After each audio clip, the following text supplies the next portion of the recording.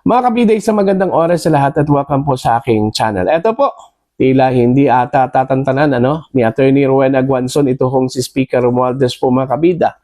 Dito ho sa kanya pong huling banat po, patungkol po ito sa panghihikayat po mga kabida ni Speaker Romualdez sa taong bayan, sa publiko, na bantayan ito hong budget deliberation po natin para ho sa 2026 national budget po. BICAM BICAM deliberation, hindi po sa floor. BICAM po kasi may trauma na po ito kung si Attorney Guanzon po sa nangyari nung 2025 national budget po mga kabida. Ang sabi po dito ni Attorney Guanzon, hindi po dapat ang budget deliberation ang babantayan ng publiko, kundi mismo si Speaker Romualdez po mga kabida at yung kanyang appropriations chair po, dapat daw magsuot daw ng body cam ito hong dalawa para daw malalaman kung sino-sino yung mga kinakausap daw mga kabida. Okay? Parang wala na po silang tiwala po dito, kay Speaker Romualdez kahit anong gawin, anong galaw, may question talaga, mga kabida. Kaya nga, ang sabi po ni Attorney Guanzon, wag dun sa BICAM. Doon kami manunood sa inyo. Sayo at saka yung inyong chair ng Committee on Appropriations. Ito, pakinggan muna natin, yung kanya hong payag at i-courtesy po natin ito mga kabida sa ang balita ngayon. Narito po. Galing-galing mo naman. Si Cielo Magno, nagtawag siya ng i-open yung BICAM para makita natin yung di ba, dinaya nila tayo mga taong bayan yan sa BICAM. Pinagdagdagan nila, siningit-singit nila yung mga akap-akap na yan. O di ba, yung BICAM na yan, nawala na lang yung PhilHealth natin. Basta, sabi ni Cielo Magno, i-live stream, i-open to the public ang bicameral conference ng Senate at ng House. Yan yung bicameral, meaning BICAM, House of mga congressmen at mga senador. Meeting yan sila to finalize the the entries there in the budget for the General Appropriations Act na bubutohan ng mga senador at kongresista. Aba, wala pa nga 24 hours, sumagot na agad si best friend ko, si Romualdez. Nasabi niya, payag siya. At ito, sabi niya, bantayan nyo, kasi pera nyo ito. Bantayan nyo ang kaban ng bayan kasi pera nyo ito. Anak ng tinapakan naman. Yung akala mo na talaga, bobo na talaga kami, bobong-bobo na kami. Ikaw na nga dyan, binabantayan namin, tapos babantayan pa namin yung BICAM. Ikaw pa magsabi na bantayan namin yung BICAM dahil pera namin yan. Ikaw na nga binabantayan namin kasi baka ubusin nyo dyan bla-bla na nga sa Supreme Court to declare the General Appropriations Act unconstitutional dahil sa paggagawa nyo tapos ayun, ikaw pa may ganang magsabi na bantayan namin ang BICAM dahil pera namin to. Ano pang babantayan namin? Naubos mo na sa akap, napamigay mo na bago pa mag-eleksyon. Napamigay na ang akap. Ano pang babantayan namin dyan? Itong next. Ito sa lang. Suggestion natin sa kanya. Maniniwala po kami sa inyo, sir, kung kayo mismo susuot kayo ng body camera. Saka lahat ng taga-BICAM upo sa Bicameral Conference Committee, saka live stream. Pero mismo ang speaker at saka yung chair ng Appropriations Act magsuot po ng body camera. Para sure kami kung sino kinakausap niya. At i-live stream din, CCTV camera, ang opisina ng speaker. Para sigurado talaga kami na walang daya. Yun. Kung gusto niyang maging mabango sa taong bayan, taxpayers, di live stream nga niya ang bicameral conference. Lahat ng steps. Pero i-live stream niya rin ang opisina ng speaker. Yun, di ba? Bantayan daw natin ang ating pera. Hindi. Siya ang bantayan natin. Tama ka, Lem. Bantayan natin siya. Tatapon pa niya ngayon yung responsibilidad sa atin. Kasi naman itong mga congressman. Wala sila doon kasi may akap din sila. Kung di man naman kayo mahiya kayo sa tao, mahiya kayo sa mga taxpayers. Alam ko, gusto ko, yung ginagawa ni Ping Lacson, wala na lang pork barrel yung mga congressman. Gusto ko nga, i-donate nila yung mga part of their salary sa kawang gawa donate nila. Para sigurado tayo na yung mga gustong tumakbo, gusto lang nila makakwarta dyan, hindi na sila tatakbo. Sabihin nila, ano ba yan? Magkano lang naman makukuha ko dyan? Wala na pala akong kickback sa, sabihin nila, wala na palang SOP, wala nang kickback sa mga pork barrel. Para ano? So yung tatakbo na lang, yung mga walang interest sa pagnanakaw at mga kickback. Pwede naman yun In 3 years, ano pa kaya mga kababalaghan dyan ang gagawin niya sa pera ng taong bayan? Ayun, sapul na sapul po, kaya nga, sabi ko kanina, kahit anong gawin po mga kabida ni Speaker Romualdez, parang hindi na po maniniwala si Attorney Guanzon po sa kanya, Para bang meron po siyang trust issue po kay Speaker Romualdez. Siguro dahil ho sa nangyari po nung 2025 national budget. Nakatatak na kasi sa isipan po ng taong bayan yung ginawa ko nilang pagbalahura po mga kabida sa pera po ng taong bayan po. Ano pang silbi sa live stream? Sabi po ni Atty. Guanzon, kung ang pera po naubos na. Okay?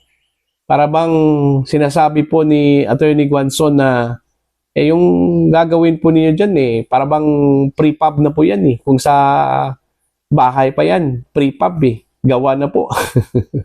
Parang ganun yung interpretation ko po mga kabida. So, may trust issue. Ito hong si Atty. Guanzon po kay Speaker Romualdez. Ang tanong po dito, bakit ngayon lang po? Bakit hindi po ginawa ito yung planong live streaming po yung transparency po mga kabida. First few years, 3 taon po ng Marcos administration, hindi po nila ginawa yan. Bakit ngayon lang po naisipan? Dahil sinuggest po ni Shelo Magno na kailangan pong i-live stream yung budget deliberation. Ito, babasahin ko lang po. Ito hong post po ni Mr. Rob Rances, mga kabida. Isa po itong political analyst po. Maganda yung kanya pong article. Ang title po dito, mga kabida, Too Late, Mr. Speaker. Speaker Martin Romualdez sudden push for budget transparencies. Let's call it what it is. Scripted damage control.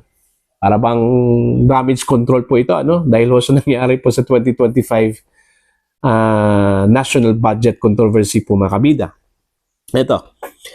This is the same Congress that bloated confidential funds, railroaded the most corrupt budget in our history, and slipped in pork barrel allocations under the radar.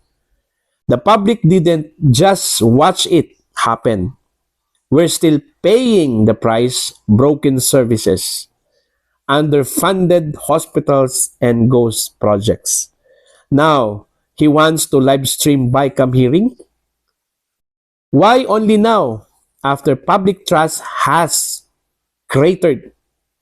Open BICAM is a noble cause, but in the hands of those who exploited secrecy, it's starting to look like pre-2028 reputation laundering. Para bang gusto pong ibangon ng House at ni Speaker Romualdez yung damaged reputation po, mga kabida, in preparation para ho sa 2028 run. Parang ganun po yun, mga kabida. Romualdez says, makialam, makinig, manood.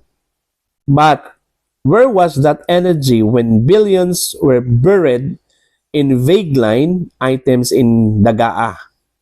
PhilHealth funds were quietly reallocated. Transparency is not slogan you recycle when it's politically convenient. It's a principle you honor when no one is watching. Ayun. Hindi po kailangan ng live stream.